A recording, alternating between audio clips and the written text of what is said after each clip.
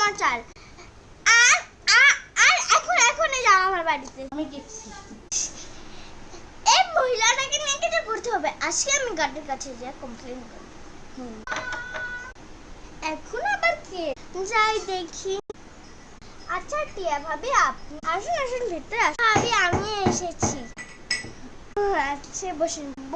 বলছে এতদিন পরে আমাদের বাড়িতে এসেছেন। আর কি বলবো, আমাদের ফ্ল্যাটে যে থাকে না ভাইরাসটা, ওরই খবর দিতে এসেছি। আচ্ছা আপনিও শান্তির কারণে এসেছেন, তো আপনিও জানেন যে ওরকম আমিও যে তুমি টিয়া ভাবির ওখানে যাও না, ও বললো কি ঝগড়া হয়ে। আমি বলেছি যে ওই ঝগড়া করেছে। কে কেন?